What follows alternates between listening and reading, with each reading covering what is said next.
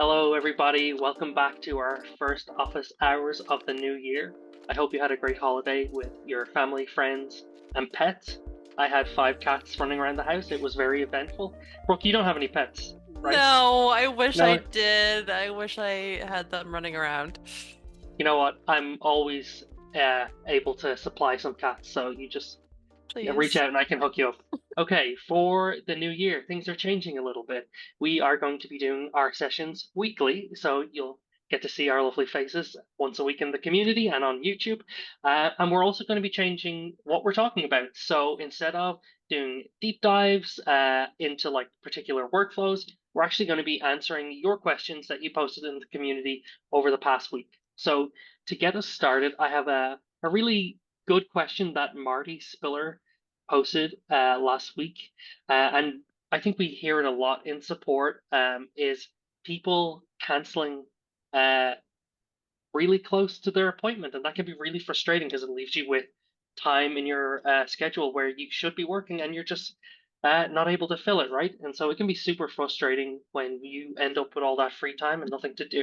So, Brooke, I was hoping we could look at all the ways in Jane we could try and mitigate that as much as possible, and make sure that your schedule is filled and you're working the entire time you're on your schedule. So maybe to get started, we could have a look at setting up our no-show policy or our late cancellation policy within Jane. Yeah, I'm gonna go ahead and share my screen here. And yes, so definitely if we have late cancels, definitely opens up your day that you could have been filling. And I think also like the question is how do we maybe get them to pay for that too, right? Maybe some, we don't always want to charge that late cancel fee for some patients.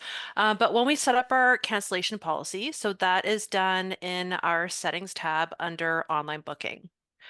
Your late cancel, when you do set this, there is automatically going to be language in Jane that pulls from this. So if we set this to maybe a bit more standard one might be 24 hours. So when I set this to 24 hours, language throughout your Jane account is automatically going to pull your cancellation policy based on this. Your cancellation policy is shown to your patients in multiple different areas. I'll go through what those are. So first off, if somebody is booking an appointment, they are shown your late cancel fee when they finalize that booking. We'll just go ahead and select one. So here at the bottom, automatically that late cancellation policy is there with the hour or with that time frame that you set in the online booking settings. And that's in there from the very beginning, is that right? From the very beginning, yes. So you don't have to do anything special or extra. It's automatically going to be there. And it's also automatically going to be in your appointment reminders. So in your appointment reminders, if we have a look at what those are, we'll just go ahead and the thanks for booking page. So when they do book online or if you book for someone, the cancellation policy or what that is automatically here as well. So, and I think somebody in the comments for this post, actually, Chris Chippendale, actually said, never ever charge someone without making sure you've notified them. And so it's good to know that right off the bat, the minute you actually start your Jane account, we're already having something in there for you. So if anybody in the community is questioning, oh goodness, have I set that up? I don't remember setting that up. There's already something in Mhm. place, which is good to know. Yeah, yeah. Two things with those options, like the appointment reminders, the thanks for booking page, the text that I've highlighted here and that online booking, you can customize the actual message too. So in the language settings, if you have a look here, um, the email reminder, cancellation, that's not it. I always forget what it is here. I think I saw it there. Cancellation policy. Pop up just a little bit more. There we go. There you Email go. Yeah. cancellation policy. So you can edit the message on your online booking site of that information. Um, Also, if you're using our intake forms, which I imagine most people are, by default, when you create a new intake form, by default on the consents, we start you off with the cancellation policy as well. So when a patient fills out their intake paperwork, if you've left that in there, which, like I said, is automatically in there, they've consented to that cancellation policy. Awesome. And there is, you can add like signatures within that Hmm. intake form, right? So that you can go ahead and charge them, that 50% or that no-show fee if Hmm. that's what you collect, if there's a late cancellation, right? Yeah. Awesome. There is one other thing I'd love for you to cover is part of making sure that folks don't cancel is giving them, I guess, kind of an incentive to show up, right? Hmm. They want to book their care, and you want to make sure that they remember that. So I guess there's two things. There's one, collecting credit cards on file always helps. It shows that you're invested in your care and that you want to show up for your appointment. But then there's our appointment reminder, so we can send out text messages 48 hours, 24 hours, whatever that time frame is you would like to set up for those appointments. So maybe we can have a quick look at those, Brooke. Yeah, so Jane Payments. So that's our credit card processing. With Jane Payments, you can collect patient credit cards when somebody is booking an appointment online, or you could also get them to pay a deposit amount. So in that deposit amount, you could set as your cancellation amount that you normally might charge. And so that way they have prepaid for it. So if they do cancel, you've already collected that amount, or you have their credit card on file already to cancel. And like Jack said, it's them investing into that appointment before it happens, and they're more likely to show up for it.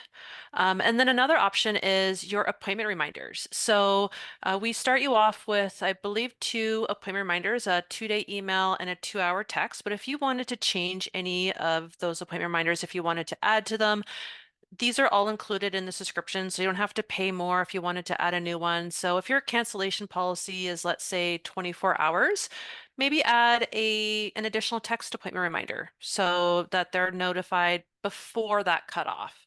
Maybe 48 hours or 36 hours. You can create a new appointment reminder so that they're notified in advance of that cancellation and they can let you know beforehand. Awesome. And maybe we'll just show them where we can set up that booking policy if you have Jane payments. Yes. So that is done in our settings under online booking. And here, if I scroll down with Jane Payments, you can have a credit card on file. You can have a deposit amount, or even, I didn't mention, require a full payment. And you can have a different policy if it's a patient's first time booking online. So you could have something different. If you want the deposit amount, we'll put the amount in the amount box here once we set that.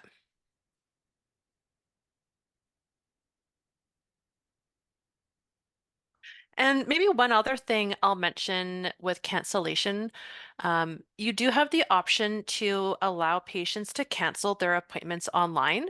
If you did want to set that up, that is done also on the online booking that you would allow patients to cancel. One thing to note is automatically, if the appointment is within your cancellation policy, they would not be able to do this themselves online. So in those cases, we might even have an example here in the My Account.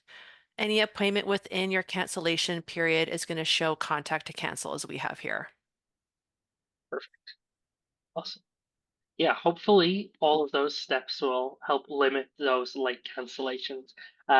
One thing has just come to mind, and maybe we'll dive into it at another time, is our waitlist notifications. So if you do have openings that pop up, uh, outside of your cancellation policy, and you have time available for people who have wanted to see you but can't get in, Jane can send automatic emails to those folks to say, "Hey, an opening has popped up." So another little way, if you do have those cancellations pop up, you can get those spots filled.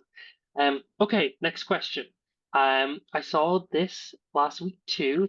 Shannon popped in that she was seeing some of her clients receiving intake forms 24 hours before their appointment. However, she hasn't set it up for folks to receive those intake forms. So in this case, we do always recommend that you reach out to support so that we can dig into your account and make sure that everything is working correctly. But I'm also aware, and I'm sure you are too, Brooke, that on the support side, depending on how you initially set up your intake form, after 12 months, Jane may start sending intake forms again. And that's because when you initially set up your intake form, you set a valid for time frame, right? And so if you're not aware of that, Brooke and I, maybe we'll go have a look now at what I'm talking about. And so you can double check that yourself and just make sure if you started seeing intake forms getting filled again, or you have patients reaching out saying, I filled this in last year, why am I getting it again? It might be because of this. Yeah, so if we have a look at the intake form, so when we do set these up, you have the option on whether they expire or not. So if you do, or how long they're valid for. So if you did set, let's say, like 1 year in here, after a patient filled it out a year ago, the next appointment that they have scheduled after that year or after that year point, they're going to be notified that they have to fill it out again. But like Jack said, with intake forms, um, it's really good to maybe email support so that we can really look into the situation itself. Perfect. Awesome. And the next question is from Jenna, and I think this is a great question, especially this time of the year. It's that self-reflection. And she's hoping to learn what the best patient report or reports are to look at how she did last year. So what her best performing appointments were in 2023.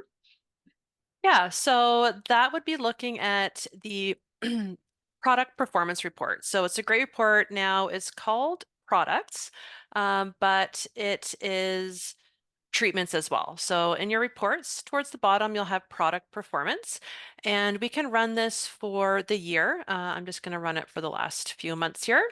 It can be filtered by staff member, it can be filtered by location, and then if you are a practice that does both products and treatments, by default, it'll show both. But if you did want to look at any other or specifically into appointments, you can run it for that. And so this is going to show you the total number of each type of appointments that were booked for that.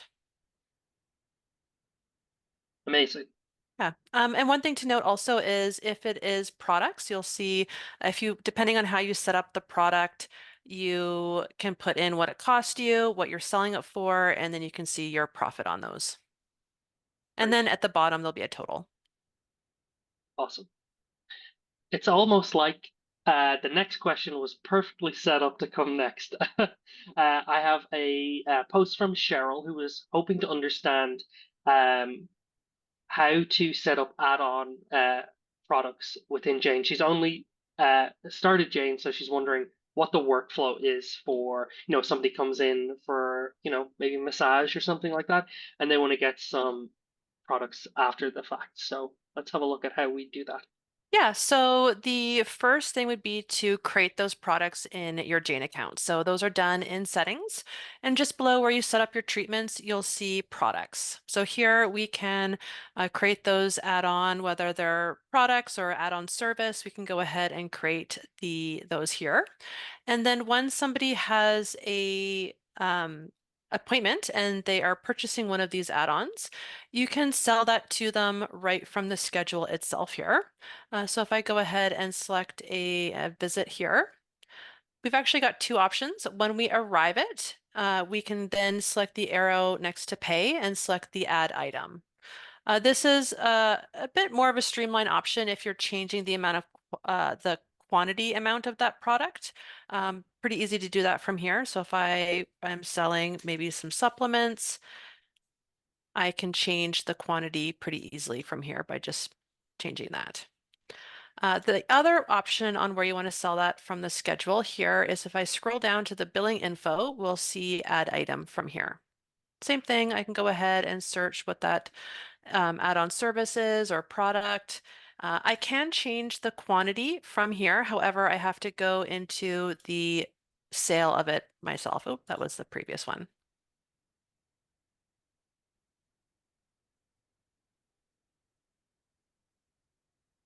Yeah, and then when we pay for this, we'll see we have those sales here, those purchases. Awesome.